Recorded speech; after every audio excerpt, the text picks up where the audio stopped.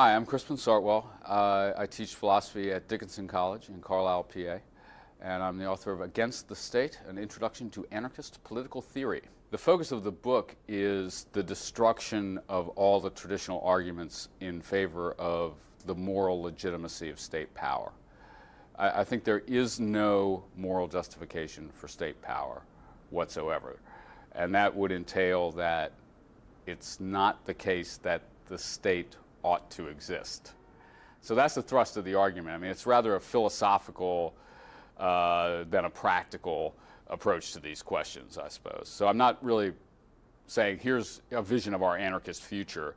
I'm saying here's what's wrong with the justifications of state power. Here's why state power cannot be justified.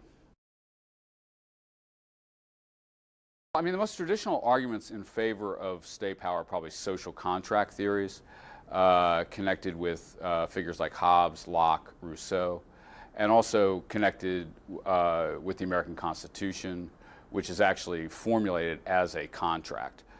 And the basic thrust of that argument is that we are subject to state power in virtue of our agreement to be subject to that power. But this is a ridiculously bad argument. I mean, for one thing, because I cannot withdraw my agreement.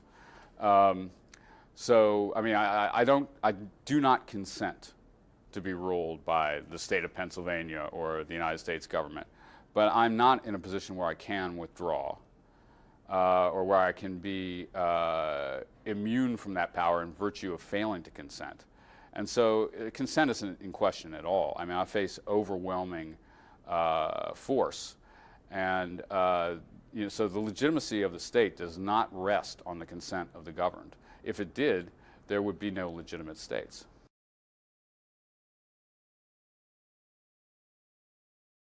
Well, I've probably been an anarchist since I was 12 or 11. Growing up in D.C. will turn you into an anarchist, or it might.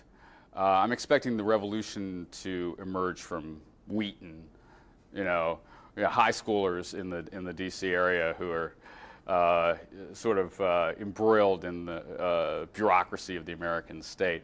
My parents were Marxists, and I was sort of a baby Marxist for a little while. And then I read, Emma Goldman, figures like that, when I was quite young. And I realized that, Marxism is a totalitarian philosophy, in my view. And my basic idea was that freedom is the most valuable political goal. And that if that's the case, then I couldn't be a Marxist.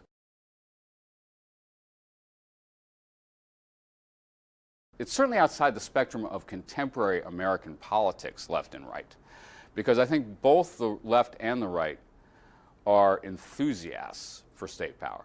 I mean, I think you can see this just in the George Bush budgets or something like that. I mean, there used to be quite an active libertarian wing of fairly mainstream right-wing politics, republicanism. That seems to be long gone. And what we have on the left and the right is statist solutions to any given problem. I'm pessimistic about, it seems to me that for hundreds of years, essentially, the power of the state has increased steadily, with little glitches here and there. And it strikes me as very likely that that will continue to be the case for the foreseeable future. And I don't see any kind of social movement that can effectively put a halt to that. So I expect, that, as I say in the book, my children's children will be even more thoroughly flypapered to the state than I am. All the wars of the 20th century, all the genocides of the 20th century, state power is a necessary condition for those wars and genocides. And I think that as state power increases, the power of states to accomplish, massive slaughter increases steadily. And so that I feel like the state is likely to be the end of the human species. So that's not too optimistic, I suppose.